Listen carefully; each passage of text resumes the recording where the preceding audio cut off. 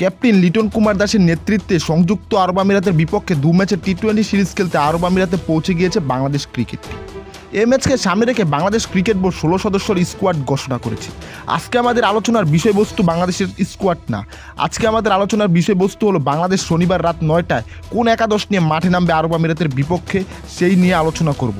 এই সিরিজকে সামনে রেখে দীর্ঘমেয়াদী ক্যাপ্টেন লিটন কুমার দাসের নেতৃত্বে বাংলাদেশ কোন প্ল্যান বা কোন অ্যাপ্রোচে দলটি আগায় তা আমরা সঠিক একটি দিক নির্দেশনা পাব। লিটন কুমার দাসের নেতৃত্বাধীন বাংলাদেশ দলের ওপেনিং সামলাবেন তানজিদ তামিম এবং লিটন কুমার দাস নিজেই।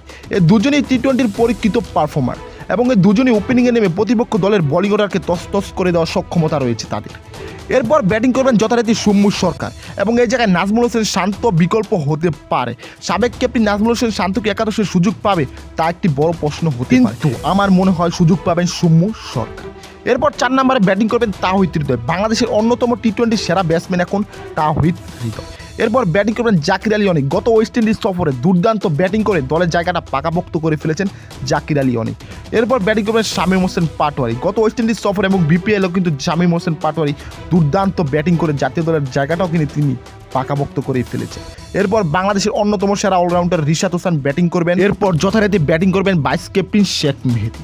এরপর বাংলাদেশের পেস বোলিং অ্যাটাক স্কোয়াডে বাংলাদেশের পেস বোলার রয়েছে 5 জন: শরীফুল ইসলাম, নাহিদ রানা, মোস্তাফিজুর রহমান, হাসান মাহমুদ এবং তানজিম সাকিব। এই 5 জন থেকে কোন 3 জন বাংলাদেশের একাদশে খেলবে? আমাদের ধারণা মোতাবেক সুযোগ পেতে যাচ্ছেন মোস্তাফিজুর রহমান, হাসান মাহমুদ এবং জুনিয়র সাকিব বা তানজিম হাসান সাকিব। এটি হলো আমাদের সম্ভাব্য একাদশ। আপনাদের একাদশটি আপনারা কমেন্টে জানিয়ে দিন। আর বাংলাদেশ দল নতুন ক্যাপ্টেন লিটন কুমার দাসের নেতৃত্বে কতদূর আগাতে পারবে জানিয়ে দিতে পারেন কমেন্টে।